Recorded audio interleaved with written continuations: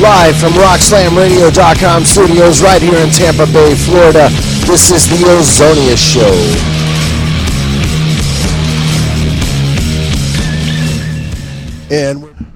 And we're back, ladies and gentlemen. Rock Slam Radio's The Ozonious Show. I am Ozonious. We are going to be kicking this thing off. Always to my right, Adam Bob.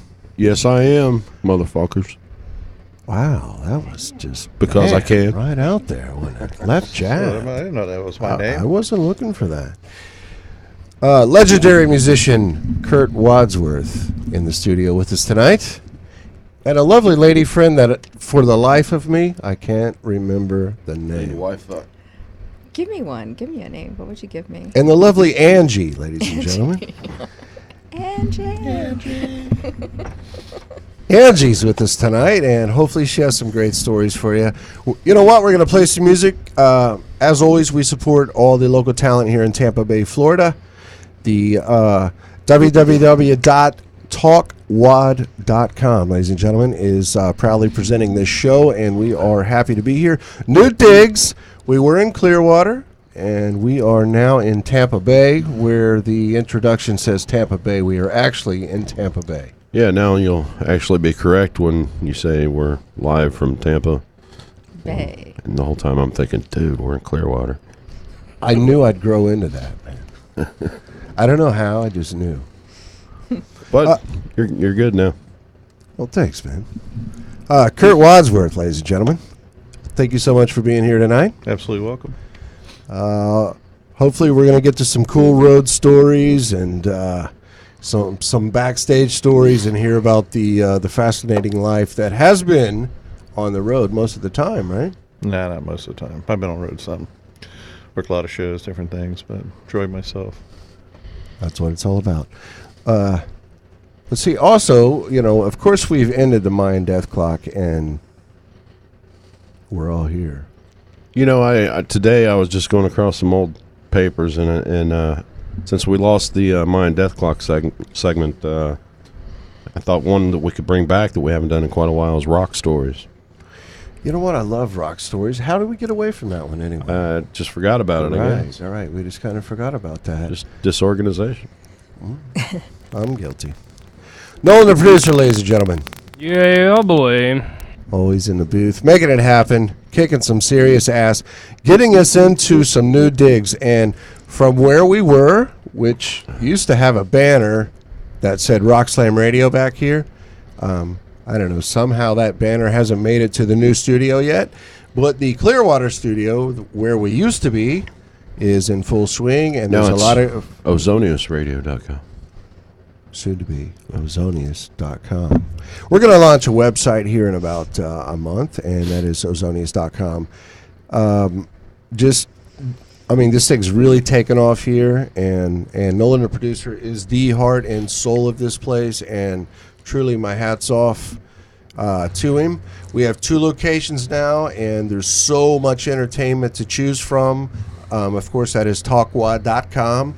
And all of us are on there, and it's all under one banner, and this handsome gentleman right here makes it happen. So, What are you trying to I want to hear what those tits have to say. oh my goodness, I didn't know they talked. They do. They talk. Kurt, you didn't tell me that. Why do you think he hangs around? Okay, he hangs around me too, and mine don't talk. So Maybe you got something else that talks. I don't know. no, that's another episode. Adam Alva, talk to me, man. What's new? New apartment? Yeah. Nice new place. It's kind of a rough end of the year, but everything looking up, All right, man. That's what it's all about. You know what? I think we're going to get to some cool music right away. Of course, we're going to do the segments. We're going to do the How the Hell Is That News? That's Effing News. All the cool segments, other than, of course, the Mayan Death Clock, which you called it, man. They ran out of rock. Yeah. I heard maybe they had it upside down. Like maybe it was really 13 or something. It wasn't really 2012. That's a good call. I haven't heard that. I think it was one. like 5005 or something. I think they got it wrong. Huh. You know, the good news is somebody, some company, and maybe multiple companies sold a hell of a lot of bunkers, which helps the economy and you know what? I still might get one. Right. Yeah, John 'Cause who Stewart. knows, you know? John Stewart was complaining he has like a whole shitload of like cream corn now stacked. For the next Right, 20 right. years. Green beans. I got 3 cases Peaches. of water and a bunch of beans and some cans put away. Jello. Once again, I think we're going to get right to the music. Nolan, producer, what do we have? We have from Tampa, Florida, Gary Shutt, and his music video we'll be embedding into the player here. The music video is called Good Enough. All right, some Gary Shutt, ladies and gentlemen.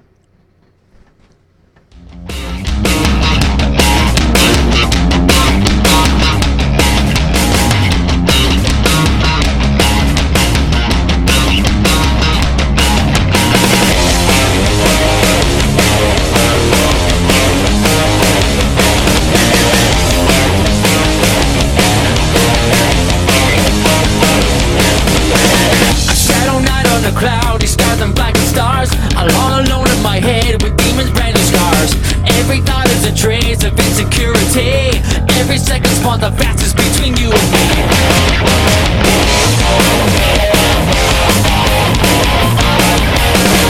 There should be no reason for the actions endured. I consider it a treason for the lack of war. Seemingly amid the nature of your selfishness. Apologies overdue, but vanish nonetheless.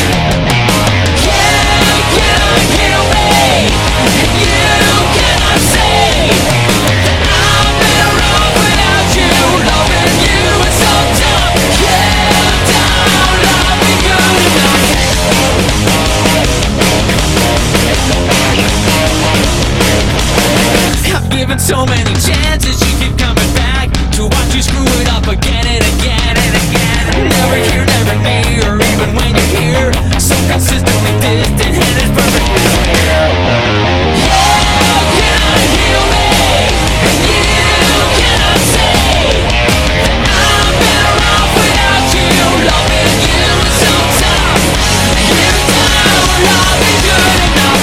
You cannot heal me. You cannot say I'm better off without you. Loving you is so tough. You don't love me good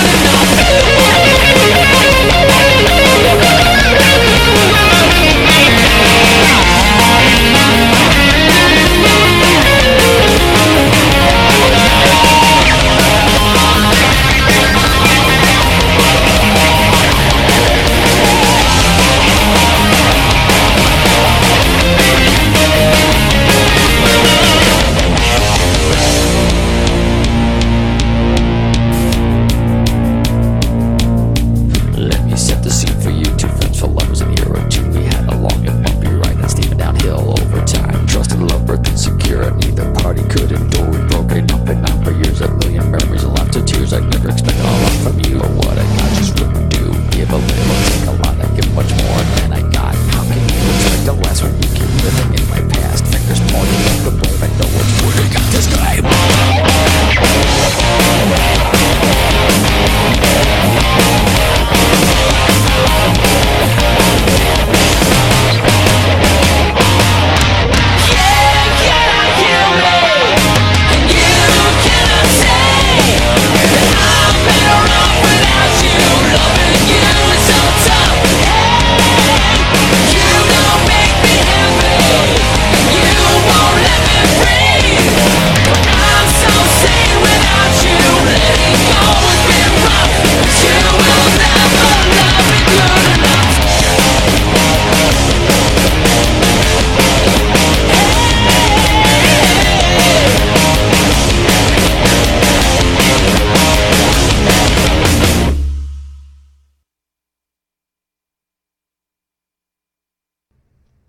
And we're back, ladies and gentlemen, the Ozonious Show right here on RockSlamRadio.com. Gary Shutt. Yeah, Gary's a great guy. Really Awesome, good musician. Totally professional about what he does. Plays all the instruments almost always on the albums himself. Drums, guitars, whatever. Schooled musician, professional. He's really trying to get some support around. I know he supports Rock Slam and everything here and all the artists here. He's actually up here on the grand opening. I think people should get out and support him more. Oh, absolutely. Met him, actually, on the grand opening. Again, he has his stuff on Facebook, and I have my stuff on Facebook. So, we're friends on Facebook, but I never really got to a minute to talk to him type thing. And great guy. Very talented player, very, very, very good, and he's really dedicated to what he does. Matter of fact, he has a song called Love Me For Me that he recorded and did here, and he had it on a worldwide competition and got in the top 50 with that. Most of the bands had more support is why they got it in there, but he did quite a few people supported it, mostly because it's just a great song in the video, and you can check that out on YouTube, and it's GARYSCHUTT, and it's Love Me For Me. She just broke the microphone. I think the drunk girl You're fell in trouble. down. Must have been the tits. That's easy, right? How'd you do that? You didn't move. The talking tits. Nice. I did nothing. The talking tits. Oh, technical. You know what? First show in the new dig, so it is live radio, ladies and gentlemen. So if the mic falls, the camera I'm falls, telling the teacher. It was the talking. the drunk girl falls, it's cool. We got it. All right, we got it. Next week on the show, we have a guest coming back in that's going to play live. Actually, the first live show in the new digs, and hopefully that should turn out very well. What do you think, Ad? Oh, sure. Nervous Energy. I talked to one of the guys this afternoon, and I was pumped, man. That's the name of the band, Nervous Energy? Yeah. Nervous Energy is the band next week, and they do 4-part harmonies, and I was impressed. He said, "Man, is there enough mics to go around?" I said, "Oh, if you got 4-part harmonies, there'll be a mic for you." You know what I mean? Right. Yeah.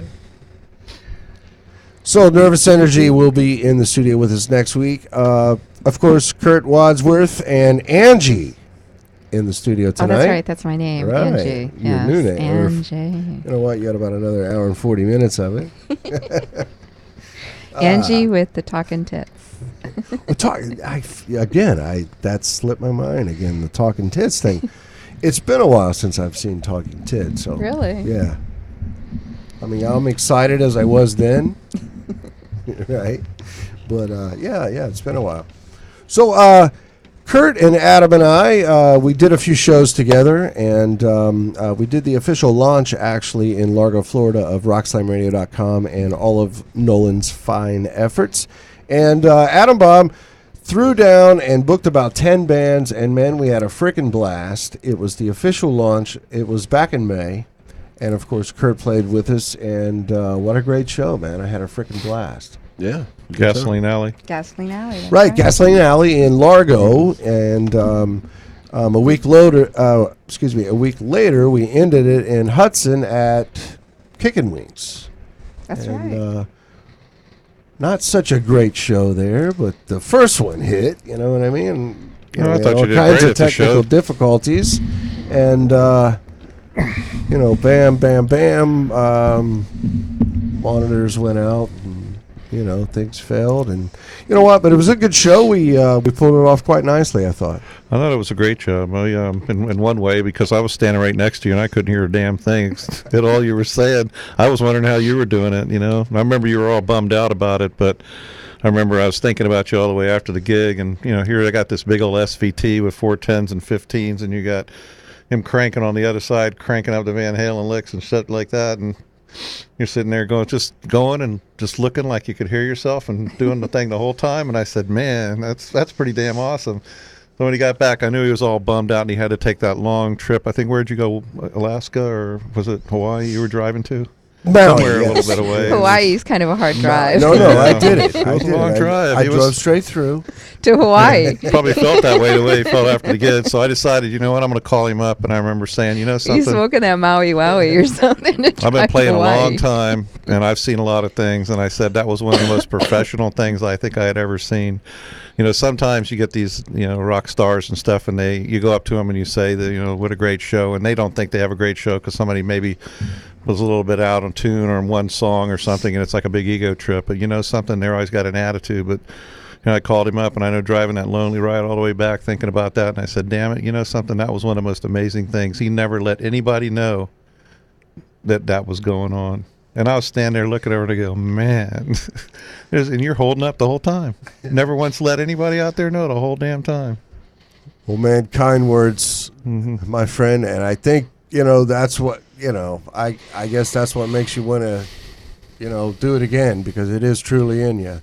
But it was brutal, man. I couldn't hear shit. Well, it was because somebody was inside that monitor smoking some joints and they weren't plugged in. So I could see was smoke coming out of them. Must have been something in there. Gremlins or something. It was horrible, man. It was pretty bad. It was brutal. I know pretty much who the gremlin was. But Yeah, well, we won't say. But it did happen. But that's a tough kind of gig. You got that many bands and that short of a thing and that kind of a situation going on. It's for somebody that doesn't do that all the time. That's a tough gig. I know I do that a lot, pretty often in the summers with an event that I do where people come from around the world, and they usually give me about 15 minutes. And I remember there was a good friend of mine up there one time, and he was coming up and doing that, and I said, look, come here, and I'm not going to mention his name. He's a very, very talented player. I mean, he gets on sure to stay with Vive and people. And I said, let me explain to you how this works. I said, I know all you shredder guys. You've spent all your time playing the guitar, and you're like worthless helping me set this stuff up. Matter of fact, I'd rather you not do it. And it's just me and this other guy that does it pretty much. They do help me break down and load up, except one guy I always beat him up every morning before he gets down there. I've already got it broke down. He tries every year to beat me up. But I got up there, and he gets up and he says, you're going to do this and this and this. And I said, look, I get up like 5:30 the day before yesterday. I haven't been asleep. I've unloaded, set all this up, do the sound checks for everybody doing all this. You know something? Could I have 17 minutes instead of the 15 minutes you're giving me? And I'll try to accommodate you if you give me just an extra couple of minutes. And he thought about it. And a little while later he came out, I'm really sorry. I said, and besides that, don't forget, I don't get paid for this.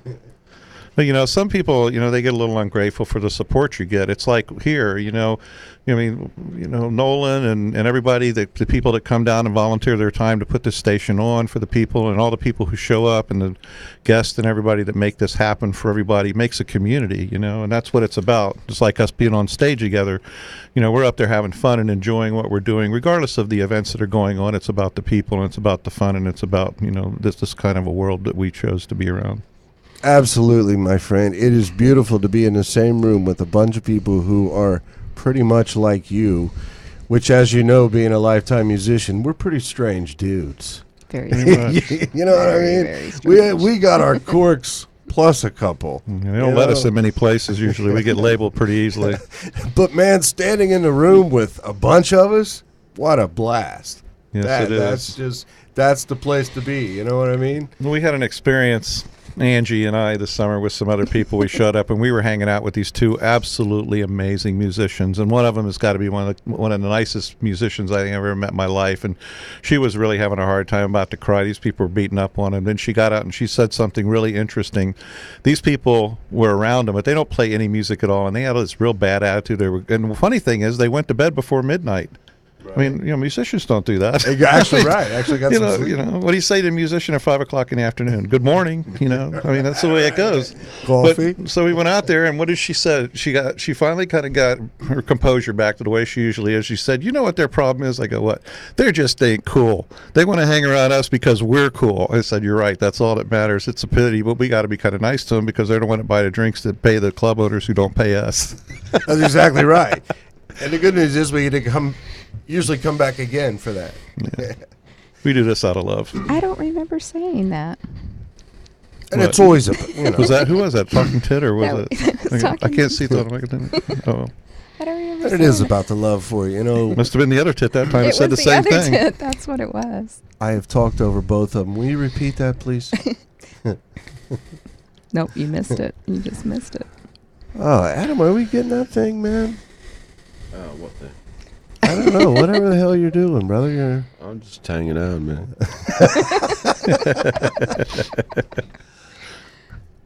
I look at you for guidance, man. He's just hanging out. Is he a drummer? Man, don't drink. Well, I mean, you have probably played as many shows as all of the rest of us. You got to have a couple. Maybe I shouldn't tell that stories. yeah, I got a few of those. Do you remember him? Exactly. Do you remember him the next day? Or Oh, did yeah. somebody have to refresh your memory? Yeah, I remember everything, man. Unfortunately. He's a very Glad I don't. talkative guy. I think isn't you're he? doing it Very wrong, then. talkative guy. Rock and roll lifestyle is takes a different turn in my life, I guess. No, yeah. We all have our sides, man.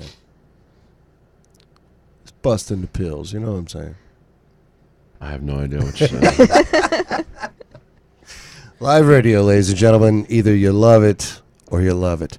No, man, I just saw, you were playing with the computer a bit more than normal. Usually you're chiming in, and Yeah. I see Honey Boo Boo up there, and I'm thinking, good Lord. I don't even. Do you know who that is?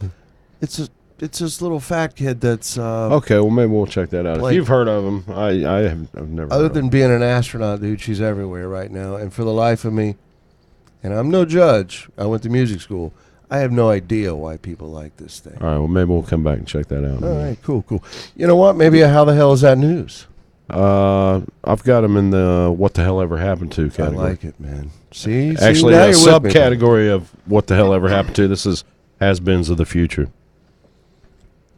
Or future beep beeps of America.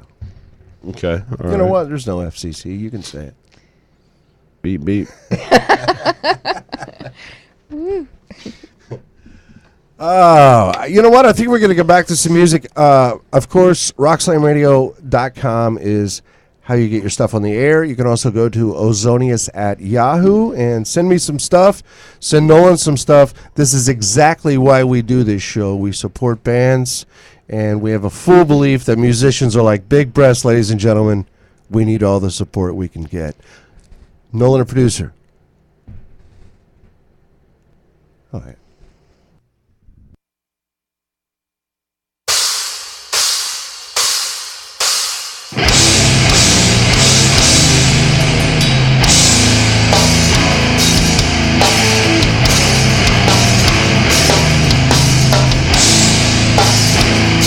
I got a problem.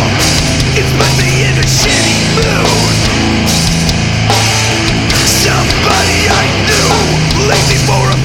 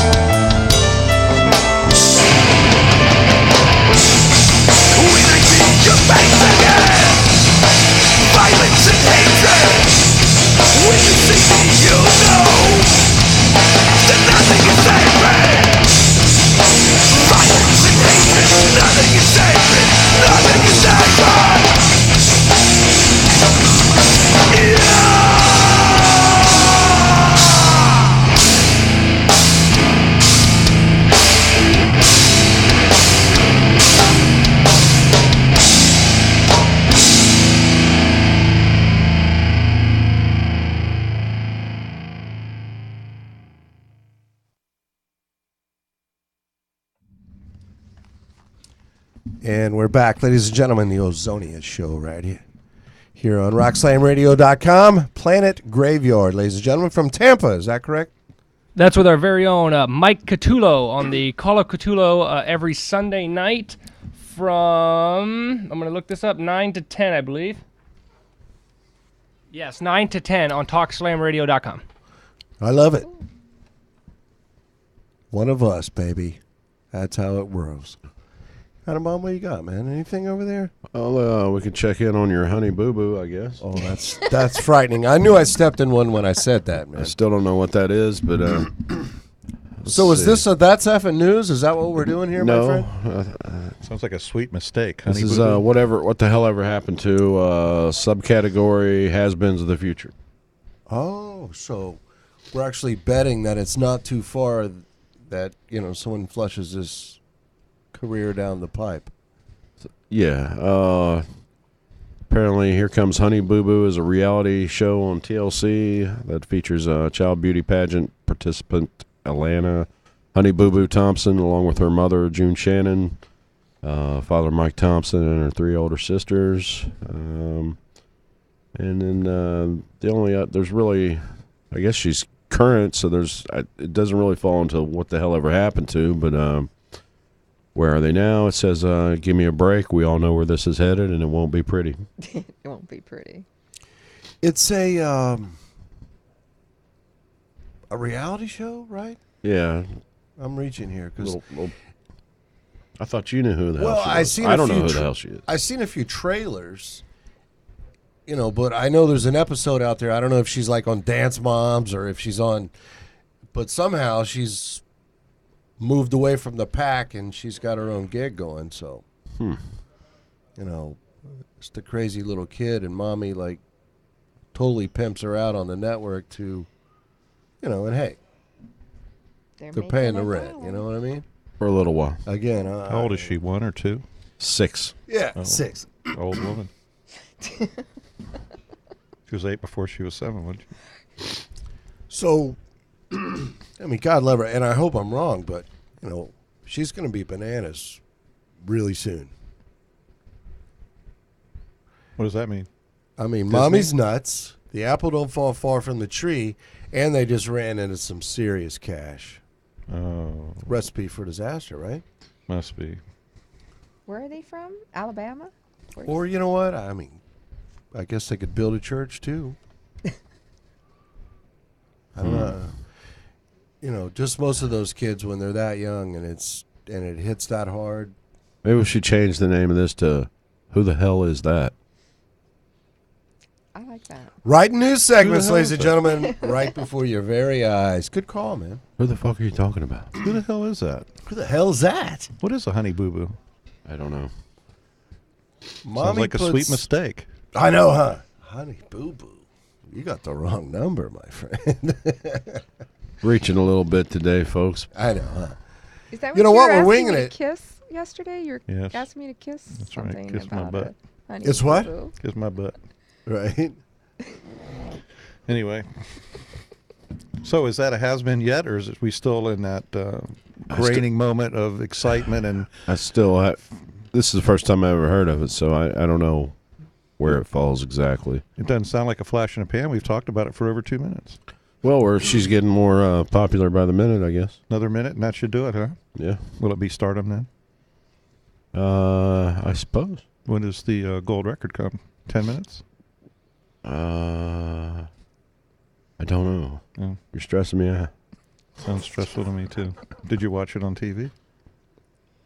This is No. radio. I would say it's being pressed as we speak, the gold record. Okay. It takes a couple days, I'm sure. UPS and the whole nine. probably a- Anyway, Honey Boo Boo, what the hell? You know what I mean? What's the segment? Who the hell is Who the that? hell is that? I guess. For today. I'm digging it, man. All right, we're going to move right on. No gold record. Grammy in the works. I wouldn't look for it.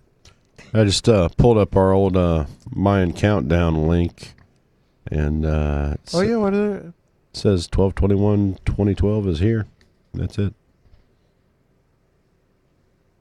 They're right. It is definitely here. No, it's past. It was fun. You know what? We counted that summit down from what? 320 days or something? Something like that, yeah. I mean, it was crazy. That was one of the first segments we wrote, is the Mayan Death Clock. And, you know, we had a lot of call-ins about that. You know, we got offered some bunker time and Chinese hookers, I think, and ammunition. We got offered all kinds of shit. Remember that? Yeah, yeah. So, you know what? I think that was a very successful segment. Also, ladies and gentlemen, if you got a segment that you would like to see or like us, of course, add them on to pull it up. It is Ozonious at Yahoo. Make sure you give us a comment. Also, 813-639-8255 is the studio line here. Different from the Clearwater studio. So it is 813-639-TALK. And, of course, you can call in and ask Adam Baum or Kurt anything you would like. How about how the hell is that news? I would love a how the hell is that news. You know what? We've been off for what? 3 weeks? It's been a while. I have missed me some how the hell is that news, dude. I got a story here. It says David Letterman says he sees a psychiatrist weekly. The headline story. Because of the guests? It says he sees a psychiatrist once a week to try to be the person that he believed he was. Schizophrenic? Something to do with the, I guess, the extortion scandal that led him to bear his infidelities. Was he Johnny Carson in the past life? I don't know. No, man, if you remember, that one wacky chick exposed, like, you know, he was, you know, taking her on vacation, and they were having an affair for a while. He was having affairs with staff members. And she was extorting him for money. You know, hey, you know, if you cut me this check, I'm going to leave it alone. Do you remember all that? You know, I don't remember that because I always watch the Ozonious Show. I don't have time for Letterman. I like it, man. Great comeback, ladies and gentlemen. Who the hell's Letterman anyway? You know, he's a New Yorker with a talk show. Yeah, aren't we all? They need to straighten their act up and watch the Kurt Ozonious Show. loves New Yorkers. He loves New Right. Yorkers. Dave says, for a long time I thought I was a decent guy, but yet, thinking I was a decent guy, I was still capable of behavior that wasn't coincidental to leading a decent life. That's what I'm working on. I want to really be the person I believed I was. I want to be a good person. So, that's in the news. Why? Does that mean his ratings dropped? How the hell is that news? I don't know. Sounds like you see a psychiatrist. How's that news? Exactly. Right. You know, the man lives in New York, you know. Why is money being spent on this to push this story? Well, you know, it's crazy living in New York. I know you've spent some time in New York City. I had an experience. I lived 3 years in New York City, and I'm telling you, man, Where was I at? Where'd you say I was? Jackson Heights? you were in Jamaica, Queens, Jackson Queens. Heights. Yeah, Yeah. it was an interesting place for me. Yeah. I was like a Queens is lighthouse in wild. the middle of a very dark storm. Yeah, right. Well, you call it the aftermath. The safe part of it is nobody would mess with me. I wonder what the hell I was doing They there. thought you were Exactly, crazy. right? They knew you weren't a tourist. Actually, I And was they kind knew of you like a weren't there to tourist. date there. anybody's sister. No, but I had So- some fun walking around the neighborhood. Exactly. They were like, who's this crazy Yeah. white man? Yeah, I was having a good time though. I enjoyed talking with him though. Oh, yeah, great people. I spent some time over there, and Queens Boulevard's right there. Everything you like is right there on Queens Boulevard. Takes you all the way through Queens. And, man, there's some really great sections of Queens, and there's some places where you seriously don't want to stop for gas. I went to a you know? Buddhist temple there, and I went up there, and that was kind of interesting in Queens. But I'll tell you, the interesting place was I couldn't find anywhere to stay, because it was during a hurricane disaster, and Angie over there was calling around trying to find me somewhere, and she found me a great place. And it was right on the other side of the cemetery from kind of a very famous musical event place. They got a band named after it. It's called Cypress Hill. And I ended up there at about 2 a.m, and I'm driving around, and I'm noticing all these people abandoning these cars, but there's something wrong with them. They didn't have no tires on them. They're all burned up stuff. And I said, maybe I was thinking about parking my car in between them, but I didn't think that was such a good idea. But you know where that was? Because I'm not. That was Again. Brooklyn and something. Well, and Cypress Hill is. I heard I wasn't supposed to be there. I was talking to a friend of mine from there, and he said, "What the hell are you doing there?" I Nice. said, "My girlfriend sent me there." Right. Yeah. That's the only place Unarmed. I She could said, "What, you find. trying to kill you?" Unarmed. I don't know Cypress Hill exactly where that is. I know it's a little north, Brooklyn. closer to Brooklyn, right? I know the area you're working out of there is extremely compact, and it could get a little bizarre. But there were a lot of wonderful people there. There really was. And then there's a lot of people didn't really support the people that were really hurt. And the damage was far worse than even I thought it was till I got there. I was pretty impressed with the people there and how they were holding up. It was interesting. But it was when I was in Brooklyn, I saw something, the strangest damn thing. I was walking on the street to go get a pizza, and there was Mexican guys making a pizza, which I thought was a little different because I want to get some Brooklyn pizza. It was the worst pizza I ever had in my life.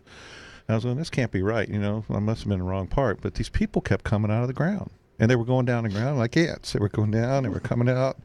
They were going down, they come out. I looked down a block of the way, it'd be another hole in the ground. People come down and go, what the hell is this, an anthill, or what the hell's going on? Those two metal doors right on the street. I don't know. I didn't go close to it. I was afraid I'd get sucked in. That movie, where they go in the future and the warlocks grab the people and suck them in a time machine. Right. I was going, this is too strange. I need to go back where I know where things are, where we don't have basements.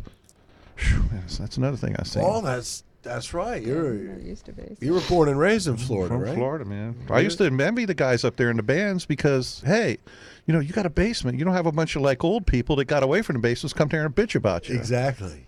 You can lock yourself down in there, and you got this. It's a big old room, and it's like amazing. I went and saw a bunch of basements. It was, I saw more basements in a week than I saw in my entire life. Yeah, man. I grew up in the basement, and I'm telling you, what a cool part of the house, right? Best band room in the world. Hell yeah, man. That's what I've always heard that until I went up there. It is, man. One time I We all went. learned to play in a basement or a garage. Well, I lived up north once. That is true. I lived in Auburn, and that was up north. And it was about 500 miles north of here. And then I guess New York's 500 miles north of that. So as far as I'm concerned, anything north of Florida is Yankee Town. But I was in Auburn, Alabama.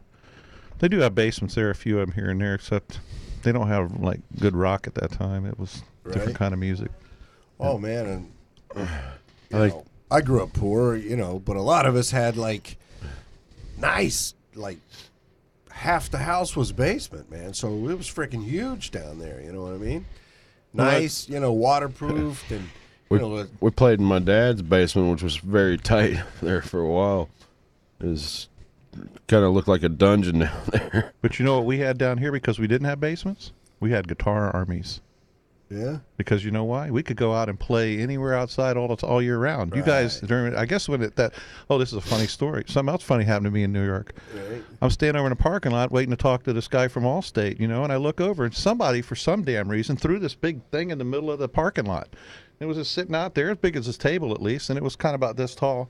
And I was wondering, what the hell was somebody just stood out in the parking lot for? So I walked over to it, I kicked it, and it kind of fell apart, and it was wider on the inside. And I pushed on it a little bit, and the guy comes over, you know what that is? I go, no, why did somebody throw it here? And he goes, that's snow. I go, no way. I've never seen it before. Oh, that's right. There was a pile of snow there, and it was and there was no snow. I was in there for a week, and it was still there. I go, how the hell does that happen? I saw some strange things when I went to New York. Man, New York's a strange place. Like I said, I stayed there for a while, and I saw more and learned more in that short period of time than and I've lived a lot of different places. You really get educated there. You know what I mean? You know what I didn't see some see? shit where you're like, man, I don't think I've ever seen that before. I didn't see the first palm tree there. There wasn't a single palm tree in that whole damn place. No, man, not a one. It's depressing. They had basements though. They do have basements. They were full of water. Yeah, well, yeah. Unfortunately, they were underwater at that point. I don't think you get palm trees up past, say, North Carolina. Beaches, probably the most northern spot. About midway through Georgia. Well, you get them all through South Carolina. Start cutting Palmetto trees, I learned one thing about down here. I wonder, all these developments, and they got the homeowner associations, and they won't let you park your cars in the streets or in the driveway. And I used to think that was what's the business? Who cares? You park in the driveway. I understand why now. You can't find no parking space there. None. Absolutely none. And I moved across the Hudson River in the Weehawken, New Jersey, which is literally right across the Hudson. It sits on the the other bank, and it was probably worse there because everybody thought in New York City you just know better, so you don't bother getting a car. The public trans is so good, and it takes you literally everywhere you want to go. You're a fool to drive a car, and it's full of cabs. It's full of taxis. So, naive me, I'm thinking, well, right over there, I can have a vehicle over there, and everyone has a vehicle over there. So, I mean, it's a chore to go to the supermarket, toll road after toll road. It's absolutely insane. And now you're over there, and it's not so convenient to get around New York City anymore. I got a question for you guys being musicians from out there. How the hell do you load up full PA, bass amps, guitar amps, drums, and everything and drive it to a gig when all you got is a Subway? Well, there's a lot of companies that do it. So it's easier and cheaper to rent somebody to be there. Every club there has a house PA. Every club there has house lighting. So all you got to do is show up with some pot and your guitar, and you're perfectly fine, right? Bam, a pizza, right? A good pizza. Good pizza. I finally got some good pizza, but I didn't get it in Brooklyn. Oh, man, I love the pizza. New York City pizza is awesome. Yeah, I had some good Where pizza. did you get it? In where I was at, which was like Lynbrook. Oh, Long Island. Oceanside, Long Island. Right, yeah. right. There's some good restaurants here. It's good stuff to do. New York City pizzas, it's global, man. Everybody.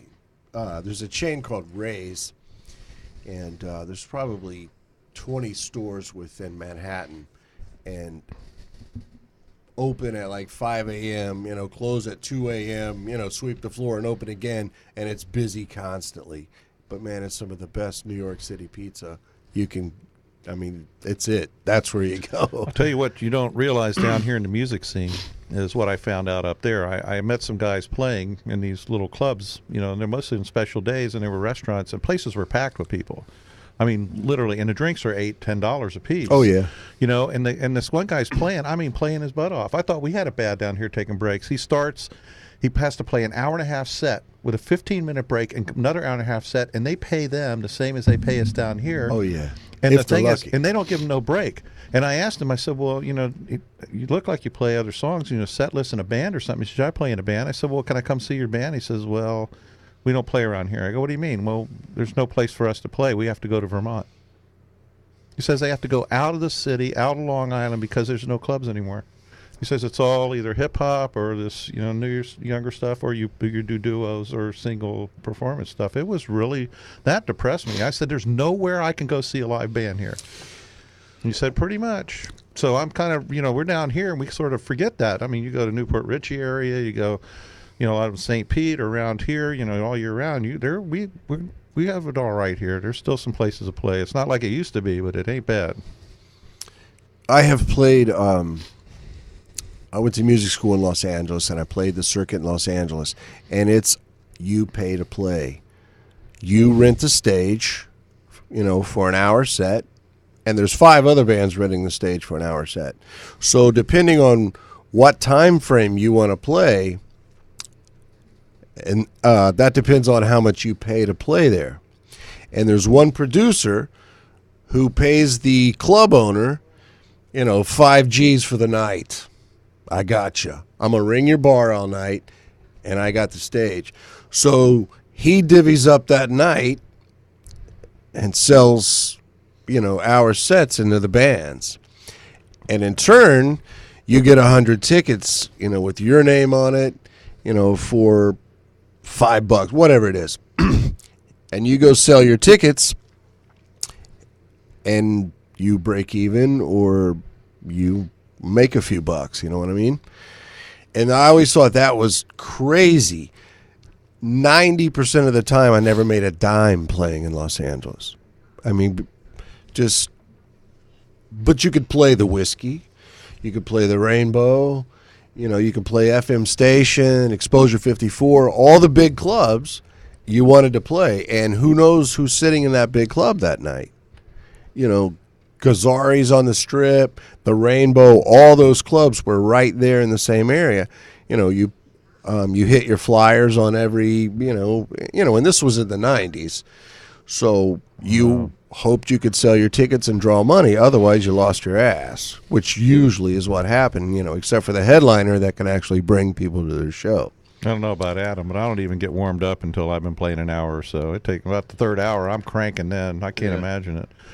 Playing an hour and going off the stage, I mean, damn, that's like being a paraplegic and an ass kicking, man. I'd be in serious trouble there. Exactly.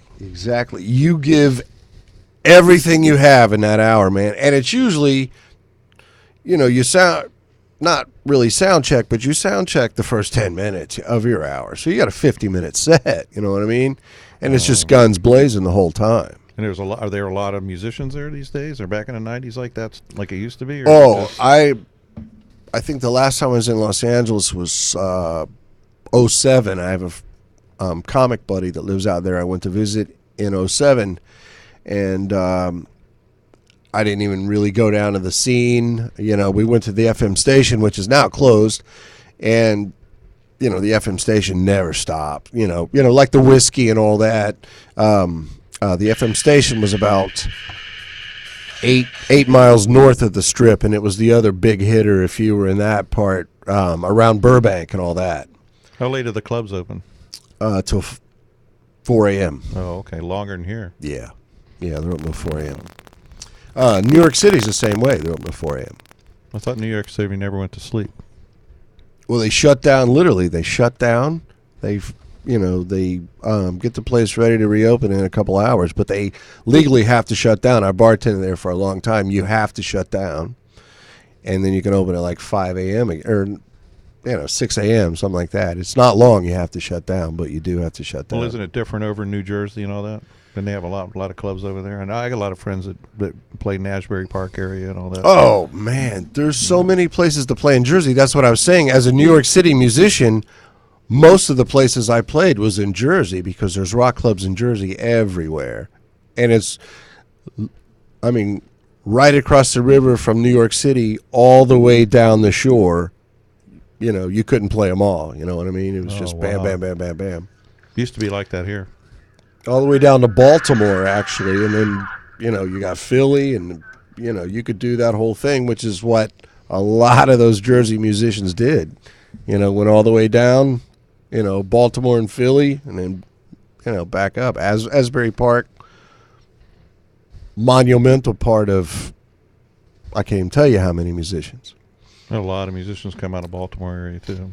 It was really funny. Attorney I work with, he was in a band, and he used to talk about these players all the time, right? And then this one guy that he kind of grew up, he came down and was running a studio thing. Well, one day, I found this progressive rock band on the internet. I was telling him, came from that area, and he looked, and it was his friend that he grew up playing with this other guy. Nice. So I contacted him up, called him up on the phone, and I kind of made a joke, and I got talking to him, and they were talking about this other band of these guys that had been playing since they were little kids.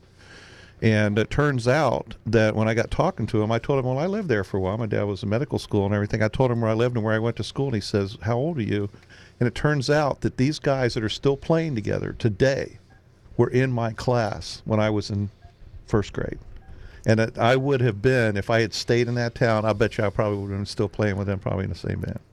I mean, how cool is that? That is pretty wild. To know those guys for that long and still be able to play music, and still be able to be cool with them. I had a friend that I started, when I came back down here, he was second grade, we became best friends, and he just passed away last year.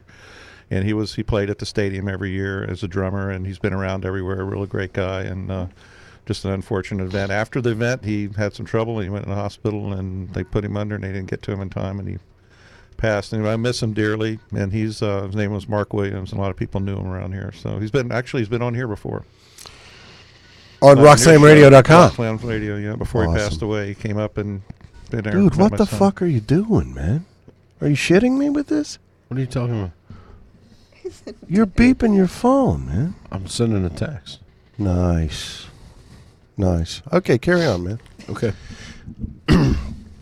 So, I guess getting back to the music, Nolan, the producer, has just walked back in the room, ladies and gentlemen. And, of course, we're going to support all the guys that support us. What do we have, Nolan? This one's called Hell's Hounds, brought to you once again by Planet Graveyard with our very own Mike Catulo. All right, cool. We're going to do a double shot of that, ladies and gentlemen, and we'll be right back. RockSlamRadio.com.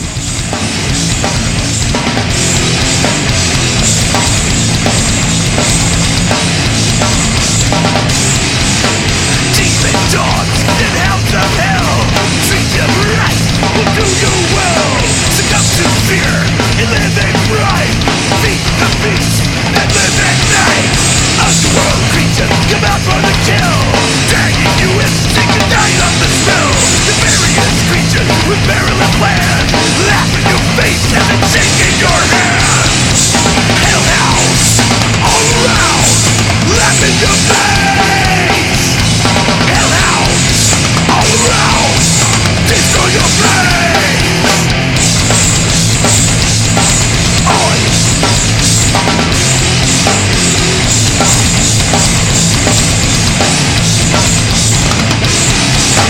A band of villains who are all women, summon a creature to rise. Crucified women in need of revenge, plotting their victims' demise. Soon after chanting and turned into ranting, a hideous creature arrives. Suicide women tormenting their men, lie with the creature and carry his sin. Hellhounds all around, laugh in your face. Hellhounds all around, destroy your face. Hellhounds all around, laugh in your face. Hellhounds all around, destroy your face.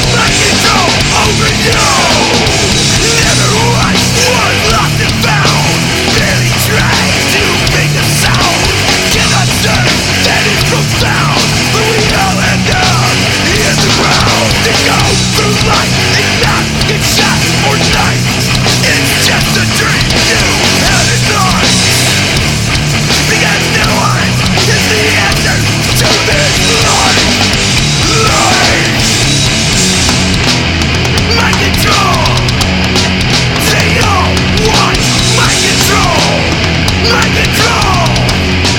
They all want my control. My control over you. My control. They all want my control. My control over you and you. My control over you.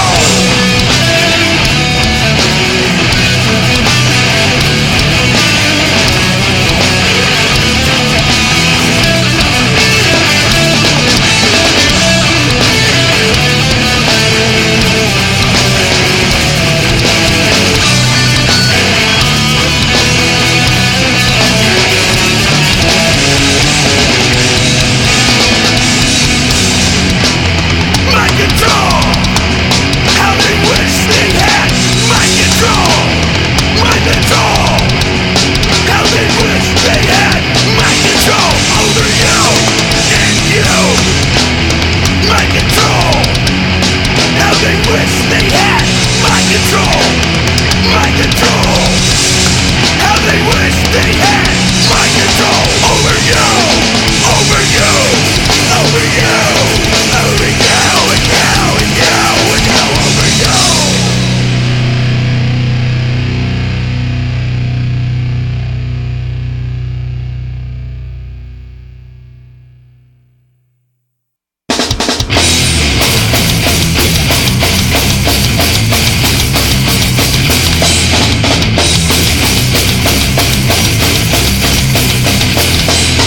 Mr. Black, go home. Leave us on our own. Why do you come here? Attention to your throne. Mr. Black, go away. Don't come again another way. You're not a man. You cannot say. Mr. Black, go away. Mr. Black, go home. Mr. Black, go home. Mr. Black, go home. Go home. Go home. Mr. Black, go home. Mr. Black, go home. Mr. Black, go home. Go home. Go home. Fly around on your kids. You little boys with the grip. Little man with the plans. Mr. Black's got more rocks. Time and space in a race. He wants to rule us all. Super friends, they are no match. Can't even snack and stupid hacks. Mr. Black, go home. Mr. Black, go home. Mr. Black, go home. Go home. Go home. Mr. Black, go home. Mr. Black, go home. Mr. Black, go home. She's the hottest girl that you'll ever get. So what if she treats it like shit? Yet sometimes she breaks it off though. She can be with other people. He walks around in the days. His eyes are ablaze. Man up, show some pride. Look at yourself. Breaking up is hard to do. I guess they'd rather take a muse. Their friends, they leave them all behind. They used to hang out all the time. Man up, show some pride. Look at yourself. And now your pussy wet. And we're back, ladies and gentlemen, the Ozonious Show right here on RockSlamRadio.com. Kurt Wadsworth in the studio, supporting some Tampa Bay metal scene, man. I dig you guys for supporting the show, and of course, that was for you, the Tampa Bay metal scene, and you can look them up at Facebook. Carry some cool shit, my friend. What's up, Ed? I got some more. Well, we did How the Hell Is That News? We can do Now That's Effing News. That is effing news. We, of course, we do these segments every week, and we've been off for a couple weeks, moving into the new digs and the holiday season. Hopefully, everybody had a great holiday season. Happy New Year, by the way. This is our first show back, and I've missed these segments, man. Yeah, it appears that Monopoly is getting rid of one of the old standard tokens. I just read this in USA Today. What a coincidence. They're putting it to the vote. They're going to scrap either the race car, the iron, the dog, the wheelbarrow, the shoe, top hat, thimble, or the battleship. Whichever one people decide to get rid of. That's a tough one, man. What Which is the one would world you coming eliminate? to? I don't- I've always thought they should have got rid of the iron. I thought the iron too. I was thinking I was the like, same what thing. the It's fuck too is- much damn work. Yeah, it's like, who uses an iron anymore? Murdering people. Yeah. And it's a perfect for that. You know, you can smash them in the face once, and then you can stick it in their head. And hopefully it's hot at the same time. You know, it's a good thing it's so small on a Monopoly board because I've seen people that probably want to do that. I always thought the boot was kind of weird, man. I always kind of dug the boot a little bit. The old worn out boot with the loop on the back, the little hold me deal. Yeah, I yeah. wonder what the kids think about the top hat. They're probably trying to figure out what the hell it is. It looks like a bucket upside down that's been smashed. Or a thimble, Yeah. know? Yeah. Do they have a thimble? Thimble's in there? right up there with the iron. Yeah, it is right up there. Like Ad said, who the hell uses a thimble? So what would they put on there now? Would it replace it with a Well, bong? what they're going to put this to a vote too. They've got several possible replacements. They've got a cat, a diamond ring, a guitar, There you All go. right. a helicopter, and a toy robot. No, those are terrible choices. I think what you should put is a bong on there. ICBM missiles. Limousines. Those things represent money. True. ICBMs are fairly. How about, what they got a lot of spare around they could use? A space shuttle. Space cool. shuttle Space would shuttle be would a be a good great one, yeah. choice, man. Yeah, yeah. That would be- Well, Um, that's out. They're getting rid of that too. What's that? Space shuttle. Well, they got to put it somewhere. Why not put it on Monopoly boards? Put it on the Monopoly board. You could take the space shuttle and you could take the little pieces of it and turn it into Monopoly pieces, and they could recycle it that way. Then everybody have a piece of the space shuttle and have a little history. And in a make it Monopoly into game. a little space shuttle, you know what I mean? Like the little boot and the little thimble. Yeah, yeah. And just think how much it costs for that much of a piece of the space shuttle and how much the space program spent on it. When you really think about it, it's probably worth more than most of the money in a Monopoly game. Absolutely. And maybe they'll recoup a little dough, to build a new one. You smoke the bong, it might even look real. Oh, absolutely. Yeah, a couple bong rippers before Monopoly, I think, is a prereq. Especially if you get everybody else to do it and get all their money. It's kind of the way it works in the real world. I was sticking the Les Paul, though, man. I thought that was a good choice. Les Yeah. Paul or Strat? It's No, it was just a Les Paul. actually it looks like a classical guitar. Uh, Let's see. what do they know? Yeah, no. Oh, yeah. Okay, it's a classical acoustic guitar. You all don't sound very excited about that. I think the Les Paul and the Strat would be a much I was better digging the choice. Les Paul, right? I saw it briefly as he went by, and I thought, all right, cool You know Les Paul Sean- shape. You know Sean Phillips, a singer and musician?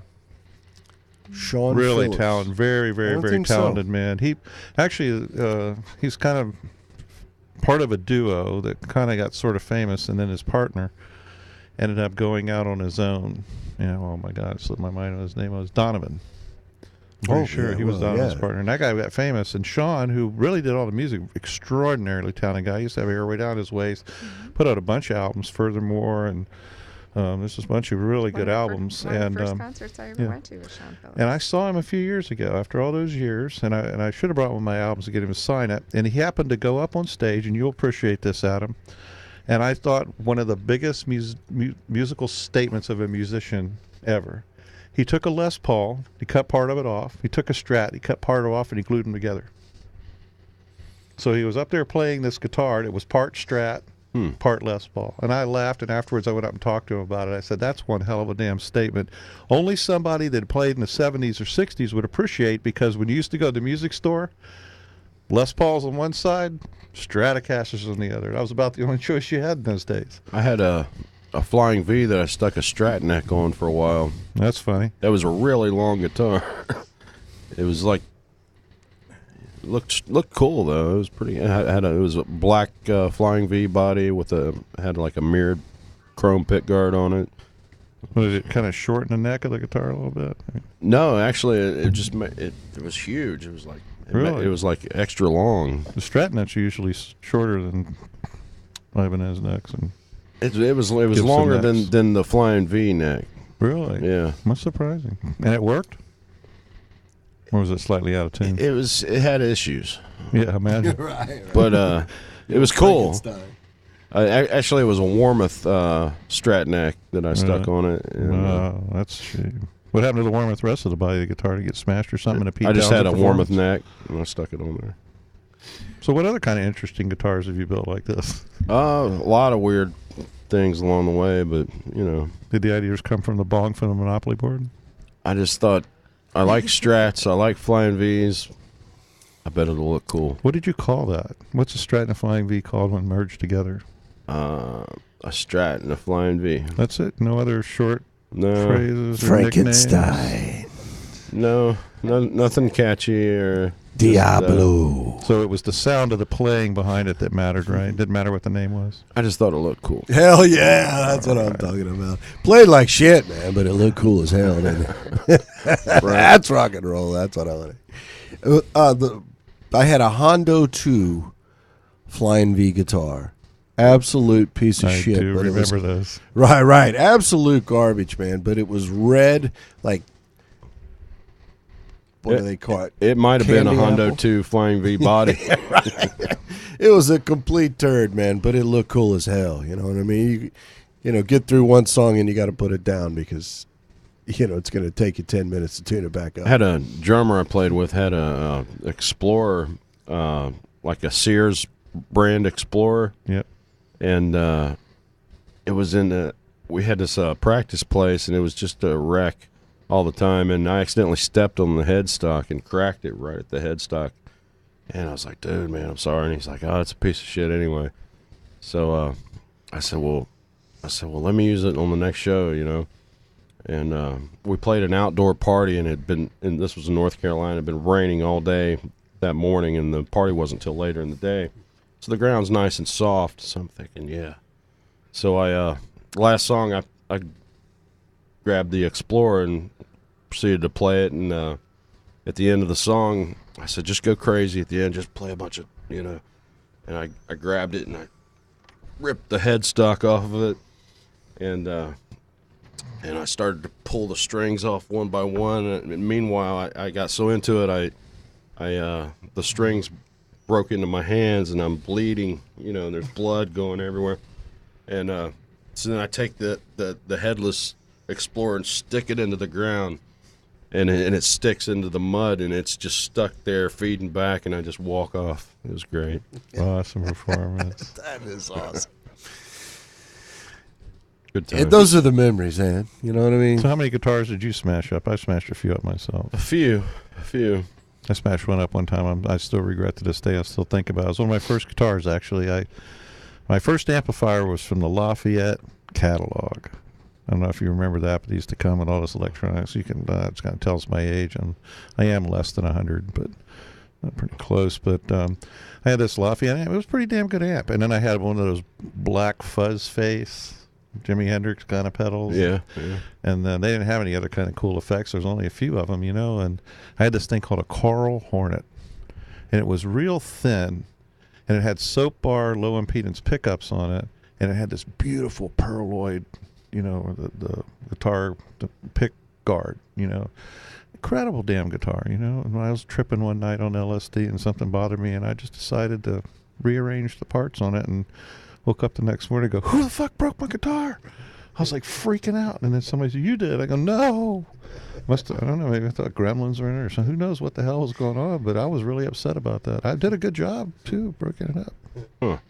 And then Pete Townsend in my day was real famous, and he smashed guitars up, but they didn't tell us that other people were purchasing them, Oh, yeah, man. Yeah, I had to purchase mine, and then my parents didn't want to buy me another one. I smashed it up, But everybody wanted to do that back then. And Remember Matt Lester back in the day in Middletown, when he played drums, Matt.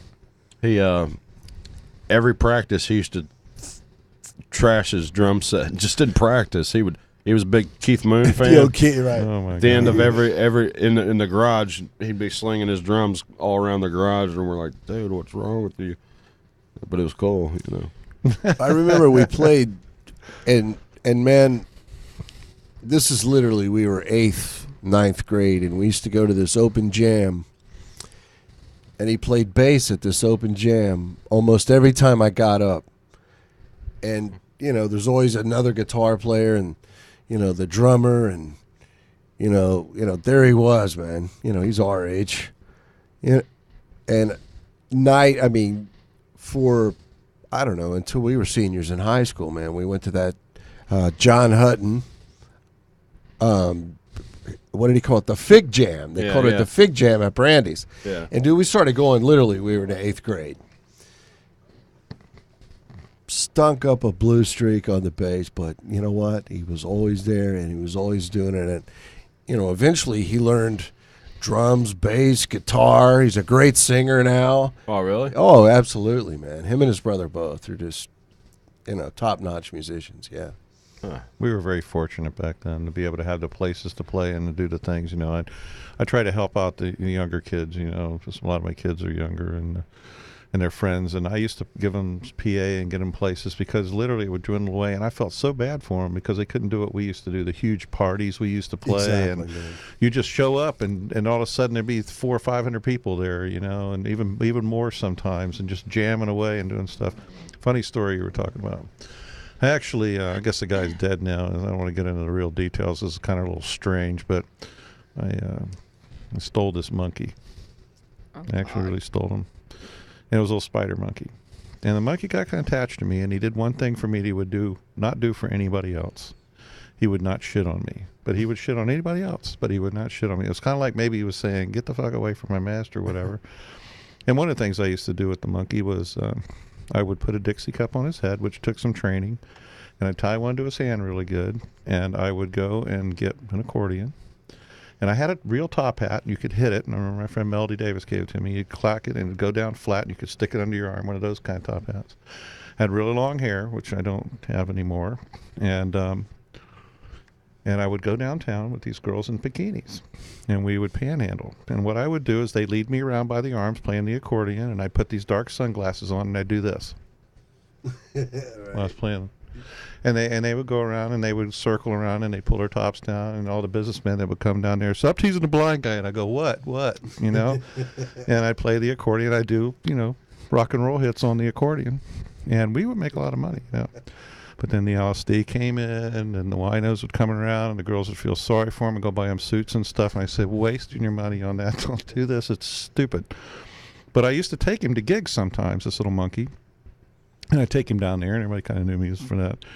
And we remember we played this one gig, and there must have been 5,000 people showed up. It was actually Kitty Shaw's birthday party at the corner, well, actually at the end of Sheldon and Lieball, which is now what they call that Countryway. Used to be one big place owned by Hank Thompson's family, and we had this birthday party out there, and you could not buy beer anywhere in Town and Country or anywhere in Oldsmar. They was all sold out. People had heard about it all the way to St. Pete High. That place, people were just coming in. This old lady was hanging on the fence trying to keep us out, and there was like 15 band vehicles waiting to bring gear in. I love that. So we're out there tripping, and I had this, at that time I took my Farfisa organ out there, and I'd play the organ. The louder music got, the wider the monkey get. It'd flip around and jump up and down, and some girl says, oh, it's a cute little monkey. I said, it ain't as cute as you think, leave it alone. No, I got to hold it. Shit on him. And of course, when you're tripping, I don't know if you've ever done LSD. Oh, goddamn, that had to when be something hysterical. shits on you like that, you just can't wipe it off. I mean, it's like the more you wipe it, the more of a mess it makes. Right. So I had this place, we just set him over to the trailer. There was a hose there, and you'd get the monkey hose down. And that's how you had to get the monkey shit off. But that monkey, I swear, the entire time I had it, never once shit on me. I mean, maybe he was a musician at heart. Maybe, Right. I don't know what it was, but he seemed to love music. Man. He dug the fact that you played the accordion, I think. Yeah, well, Sue's the common beast, man. he probably thought he was in charge. I get that a lot. Don't forget, ladies and gentlemen, in the studio next week, Nervous Energy, and you can look those guys up, nervousenergy.band or nervousenergyband.com, and they are a Tampa band, actually Largo, man. They're from Largo. And great stuff. We are going to have them in the talkwide.com studios next week. We are going to stay here. You know what? This is our new digs. So when you tune in, of course, the banner will be behind us, but lots more room for the band. Just a huge step up for the entire family here at rockslameradio.com. I think we're going to get right back to some music again. We support everybody that supports us. Here we go. Damn you with your...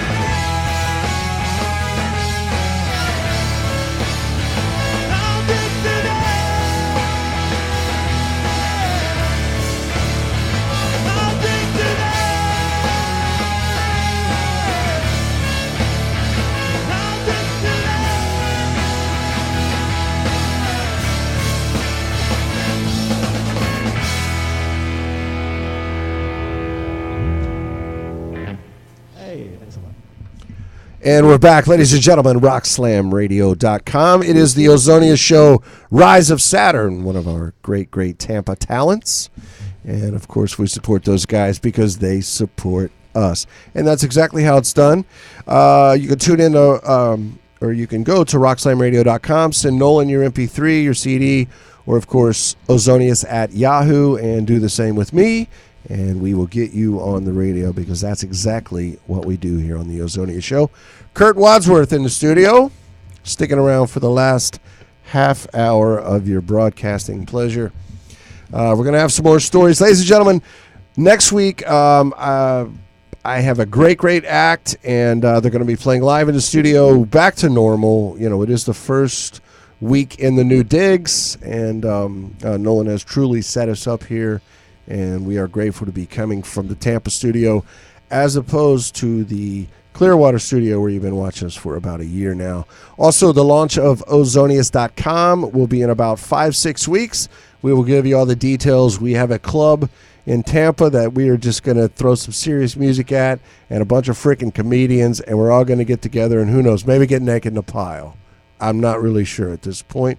But it's going to be one hell of a good time, and we are going to make sure that we're doing a live remote for all of you guys, and you know, of course, the whole Slam Radio and Talkwad.com is what I'm trying to say. The whole family will be there, and it's going to be one hell of a good time. We're going to pull Mockstar back together, and we got Red X. We got a little Simply Abigail and Joel. And I believe Sticky Martin. We're not 100% sure on that yet. So we're going to have some serious entertainment, man. We're going to get some ComedySlamRadio.com participants up there and just have a freaking party, you know. That's what we do. And where is it going to be? Where do you know yet? We are not 100% locked down on the venue yet. I'm going to make sure it's big enough to accommodate everybody, but not too far away, so it's a short cab ride home. So right here in Tampa. I'd rather take a subway. Isn't that what those people were going down that hole in? Oh, Isn't that yeah. what they call that, right? Oh, yeah, that's the trains, the subway system. When they go down, what they do is they come to Florida and they go down the subway here. They don't come back up. It's only 6 feet. Yeah, there's not much subway here. I don't know why they can't bury them up there. Can't they just throw them in a subway hole and send them back up there? And that's 2-3 stories, man. Oh, really? You can go down one and get on this train, or you can go down another and get on this train. You know, I never got on one the whole time I was there. Oh, you got to ride. And you know what else I didn't do? I didn't ride in a cab. Oh, shit.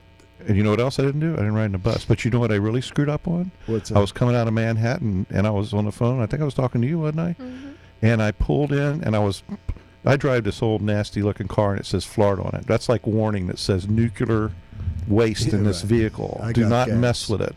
So I had this guy in a nice-looking Cadillac. Well, I was cutting him off. I figured when they come down and drive in Florida, it's time for revenge. Right. Well, I got so excited cutting off the New Yorkers and causing hell and raising hell. I didn't beat my horn once out of courtesy of my state. And I got up there, and I pulled into the wrong damn lane. Oh, yeah, man. And you know what happened? They didn't have nobody in the booth. And so I'm pulling up, trying to do something, yelling for help. In my redneck accent, of course, nobody understood a word I was saying because I didn't have the proper. Interested if they did understand. Well, then here comes a person. Why didn't you pay the toll? This woman said it because I'm from Florida. I don't know no better. I've never been here before. Right. I'm not sure what's going on with this thing, but I got some money here. She goes, how much? And I said, yeah, I'm working for FEMA. And she says, oh, next time just tell them you go through. So she got me out of there after I was there. And then you know what? I got the best part about it was while I was sitting there, even in Florida, I've never heard that many horns honking at the same time. Oh, no, man. Them people, it was like sweet revenge. I got plenty out there, so that kind of made it nice. I lived on 8th Avenue, which is right in Midtown, and it's a one-way. 9th, goes south, 8th goes north, then Broadway goes, and then bam, you go to 5th, you go to Madison, 5th, all that. So right at the end of 8th Avenue, there was a fire station, a big-ass hook and ladder fire station. Ambulances, the whole nine. So literally every time those guys moved, it was a one-way street right past my apartment. So you never heard as many ambulances in your life, fire trucks in your life, 6-7 times a day. And they had to come this way right up by my apartment because it was a one-way street, and then they could, go up and disperse. But unbelievable. All hours, all day, always. You know why I never wanted to drive around there? Because somebody told me, yellow, you can park here. Red, you got this. Or blue, there's another thing. Then every intersection's got 5 signs on it. Yeah. And if they got lights, they still got more signs on it. Oh, yeah. And then every time I went up and turned right or something, this white thing went off behind me. It was like unbelievable. It was like a flash. Like somebody was taking a picture or something.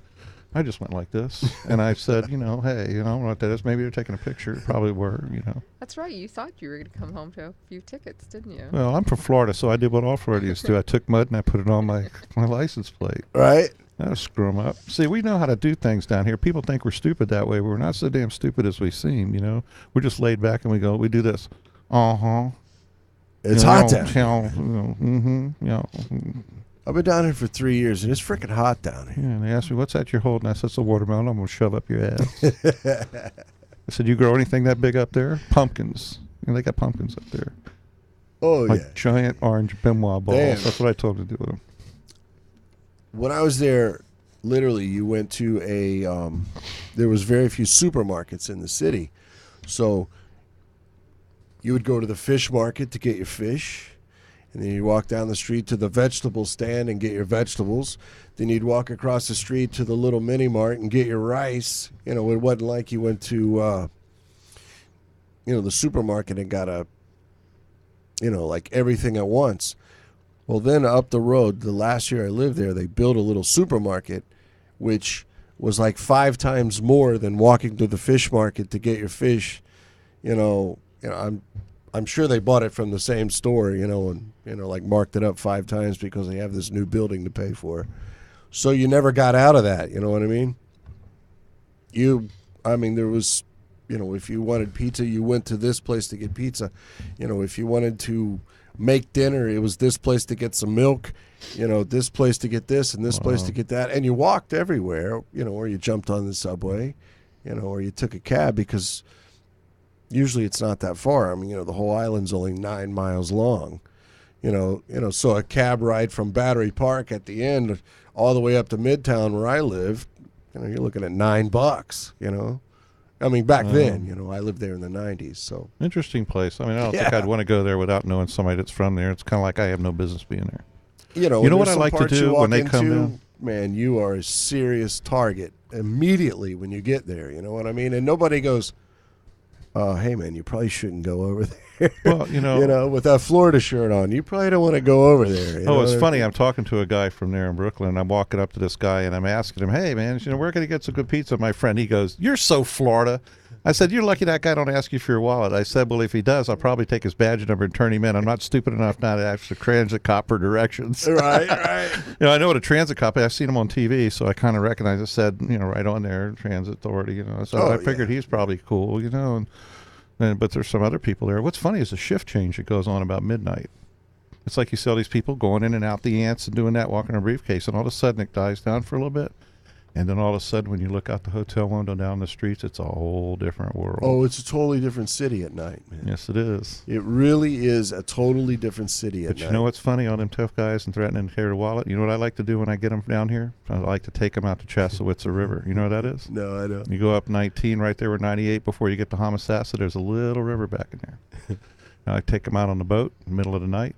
and take them way out there, and the river gets real wide, and there's all these grass flats. It all looks the same and everything. And then I pull the choke a little bit on the motor, and it starts stalling out. And they go, "Oh, damn, thing's gonna break!" About 8 miles out. I said, "Hold this QB." I said, "Now I got to fix the motor." And I pull it out, and it stalls. I go, "Damn, we're broke.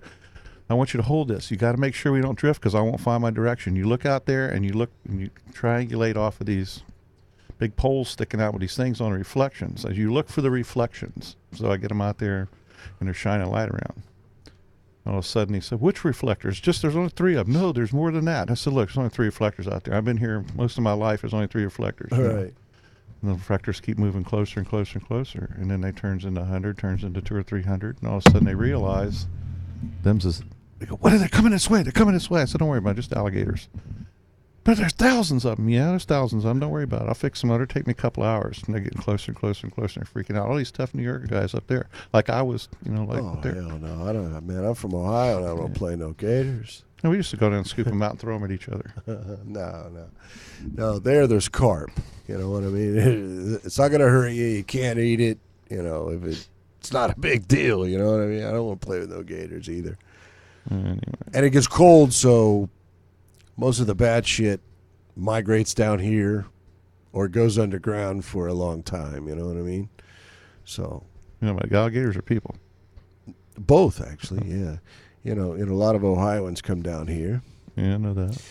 A lot of the ugly stuff hibernates or, goes into the ground. So you don't have to play with that either. Yeah, it's the thing I like about swimming in lakes and rivers up north. Nothing can eat you, Not true anymore. They got them snakefish up there, I heard. Yeah, those are pretty small. Right. Especially compared to a gator, man. Yeah. Yeah, it's true. There's a couple golf courses that I golf on that says point blank, beware of gators. Yeah. Man, a ball even gets close to the rough, dude. But you know what I heard from the gator community? Donation. What's really cool is I heard they only eat drummers. The gator community. I'm So good. we should be okay. I mean, none of us are drummers. We're probably all right. I'm good if it's only drummers. We have a How the Hell Is That News? Where are we going to pull a How the Hell Is That News up? No, not Or this- really. That's effing news? We've been there. I know we're winging it, man. Again. First show back, man.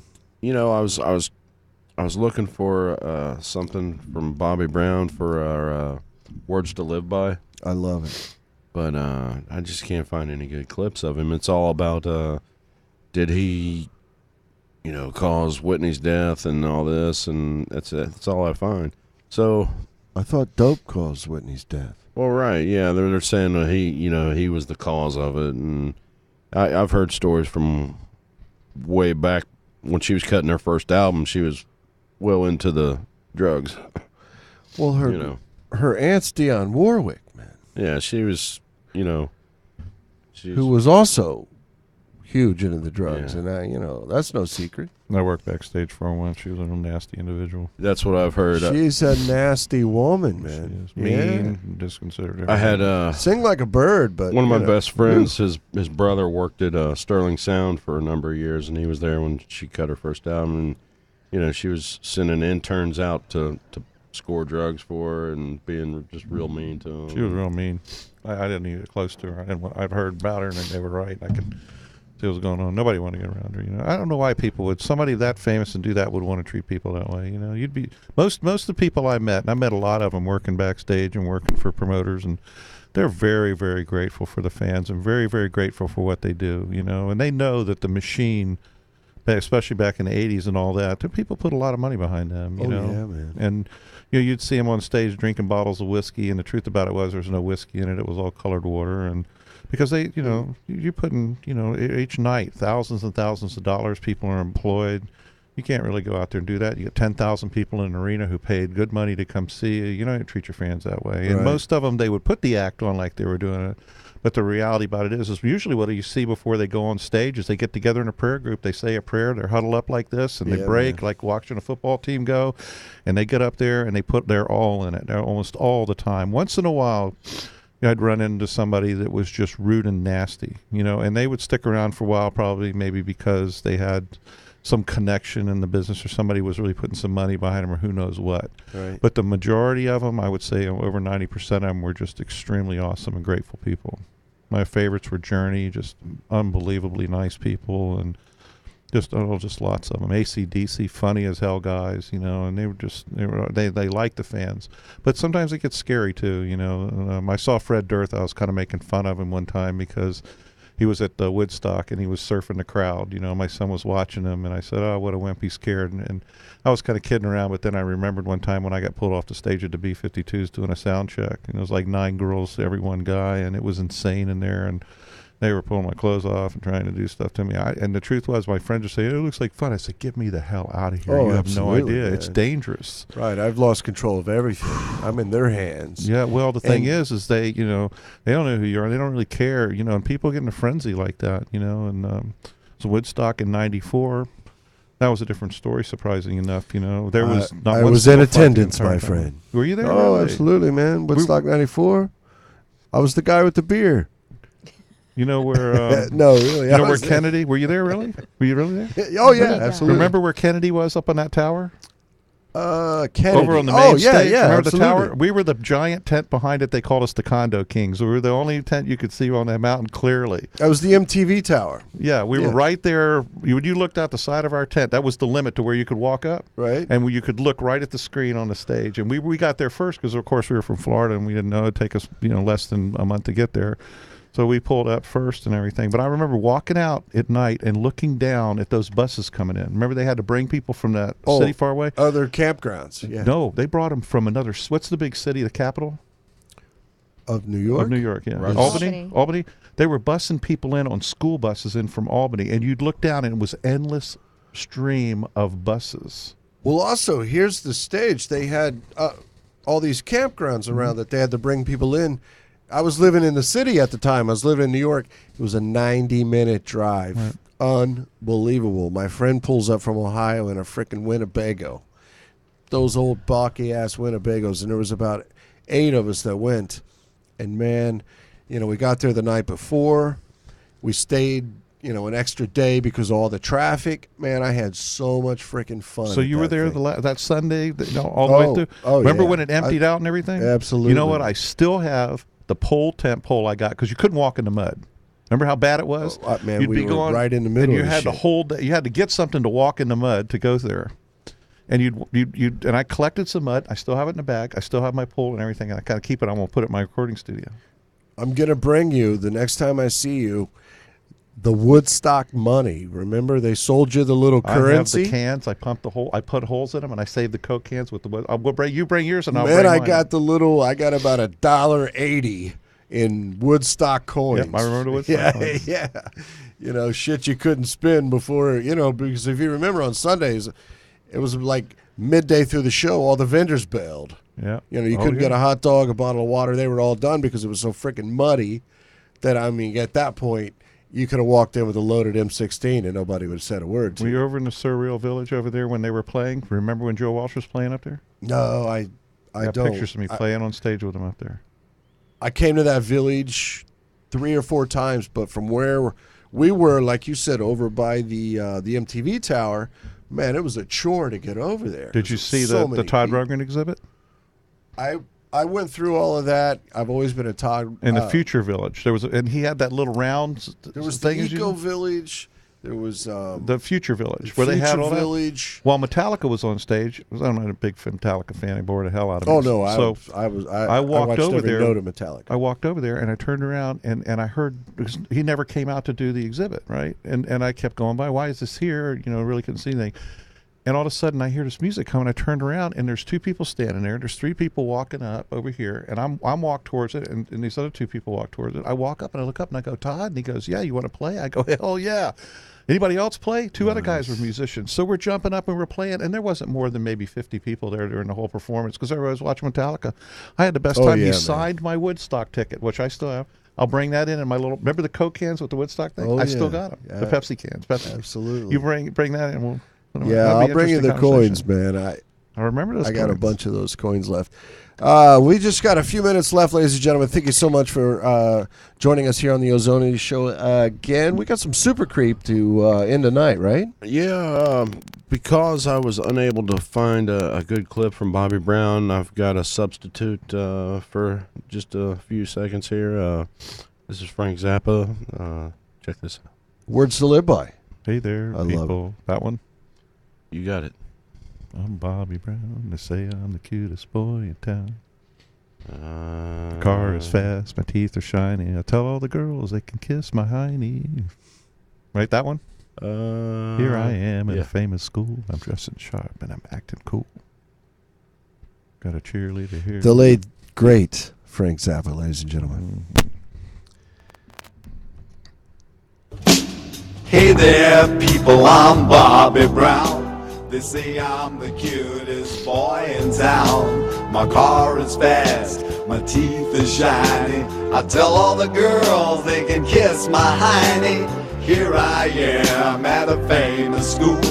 I'm dressing sharp and I'm acting cool. I got a cheerleader here, wants to help with my paper. Let her do all the work and maybe later I'll rape her. Oh God. Some Frank Zappa, ladies and gentlemen. You just can't get any better than that. Late happy birthday to Elvis and David Bowie, who actually just put a new single out, and I caught a bit of it this morning. But it was David Bowie's birthday yesterday, too. He has a brand new single out. You want to check it out. I caught about half of it, and it was freaking great. Like everything else, pretty much that I've heard from Bowie. Nervous Energy on the show next week, ladies and gentlemen. We are back right here in the Tampa studios. Big thanks to Kurt Wadsworth for joining the show tonight. Thank you for letting me on. And also the lovely Angie for coming and keeping us company all night. We're going to end with some Super Creep. These guys are out of Dayton, Ohio. Very good friends of Adam Bomb and Eyes, and these guys absolutely kick ass. You're going to dig them. Super Creep from Middletown, Ohio. Thank you so much.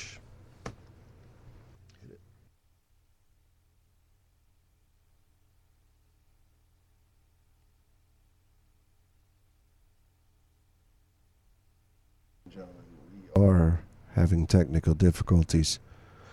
Little Whiskey Devil 2010.